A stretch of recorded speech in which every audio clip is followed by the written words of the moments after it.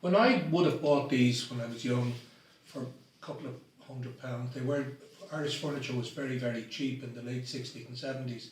I bought one, but a lot of the times these things were made in pairs because the symmetry suited the Georgian houses that they lived in. And the people who owned this would have had a house in Dublin and a big estate down the country, but their houses in Dublin would have been on the north side because that was the fashionable side, like Dominic Street and North Great Georgia Street and Capel Street. That was one of the sexiest addresses in the whole British Empire. And then one day I got a call from a guy called Rory Rogers. And he is one of Ireland's leading antique dealers, a very, very bright young man.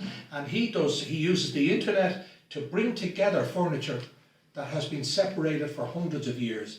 And what they do is they go online, they're able to view auctions, hundreds of auctions all over the world, because they're posted now with photographs, and they have an algorithm which gets rid of 98% of the stuff that they know has nothing got to do with them, and the rest will be a couple of hundred lots around the world every week. And if they see something they like, it's easy. They get in a plane and they go to the auction. It's simple. And he rang me up and he said, I saw your little table in the book that was written by Desmond Guinness and the Knight of Glyn, and I'm standing in an auction room in Portugal, beside a row of fridges, and the pair to your table is beside me. So I said, get it bought immediately, which he did. He, needless to say, charged me my bleeding communion money, but he brought it home down to our warehouse and we lifted the tops off, and you can tell by the chisel marks that that table and that table were made by the same man nearly 300 years ago, and that we have now brought them back together. Isn't that an absolutely marvellous story? They're now in a house where they are minded, where they are with people who know what they are and love them and cherish them. And I hope that when I croak or fall off the twig, they will go to somebody who loves them as much as I do.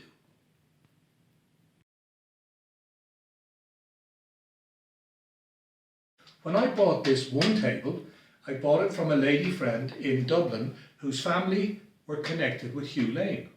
And so in his family, they were left something in his will. And it's very possible, but I have no proof, that this first little table was owned by the famous Hugh Lane. He's the guy who built one of the greatest collections of art ever seen, and he left half of it to the London galleries and half of it to Dublin in the Hugh Lane.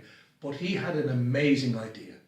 He wanted to build his gallery, the Hugh Lane Gallery, not up in Parnell Square, but as a bridge over the Liffey, so that you walk through the bridge, through the pictures every day. And I have always thought that is an absolutely wonderful idea. And if I had another life, or if I was 30 years of age again, I wouldn't build the Point Depot, or I wouldn't build the theatre, or I wouldn't build Vicar Street. I would build Hugh Lane's art bridge across the Liffey. Thank you.